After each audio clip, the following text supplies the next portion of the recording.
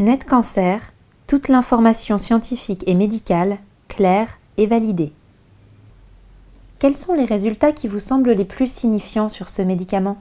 Nous prenons en charge les cancers de la thyroïde, et parmi tous ces cancers de la thyroïde, un petit pourcentage est réfractaire au traitement, c'est-à-dire qu'on ne sait pas les guérir.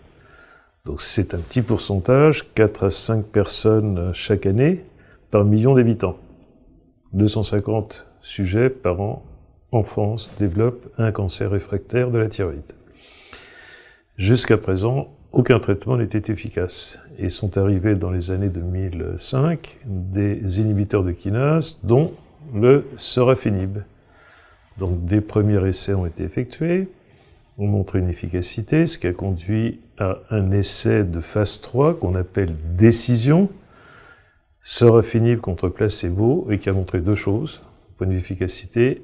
Premièrement, un allongement de la survie sans progression de 5 mois, ce qui est significatif, et deuxièmement, un taux de réponse pas très élevé, de 12%, mais accompagné d'une stabilisation des lésions chez 42% des patients, ce qui fait que le bénéfice clinique est observé chez plus de la moitié des patients.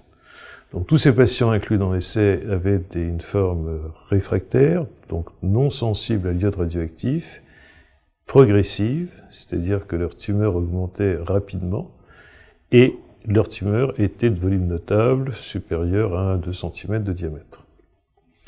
Donc c'est le premier essai qui a montré une efficacité de ces molécules orales, tyrosine, inhibiteurs des tyrosine kinase. Ceci a permis d'obtenir l'autorisation de mise sur le marché, d'une part de la part de la FDA américaine et d'autre part de la part de l'EMA européenne. Quels sont les principaux effets secondaires et comment les prenez-vous en charge? Malheureusement, toute efficacité médicamenteuse s'accompagne de toxicité. Donc le sorafenib est un médicament qui est toxique.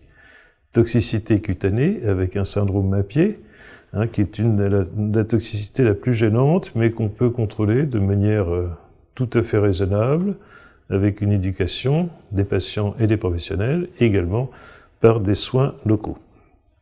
Les autres toxicités, c'est l'hypertension artérielle, la fatigue, la diarrhée, et puis des toxicités cutanées autres, à type de rash, éruption, et alopécie.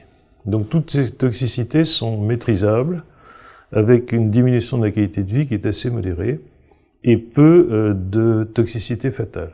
Un seul cas de décès lié au traitement ou attribué au traitement par les investigateurs était observé dans l'essai décision. Donc nous prenons en charge ces toxicités directement, donc médecin en charge qui s'occupe de son patient, puis également grâce à des collaborations avec d'autres spécialistes, notamment des dermatologues.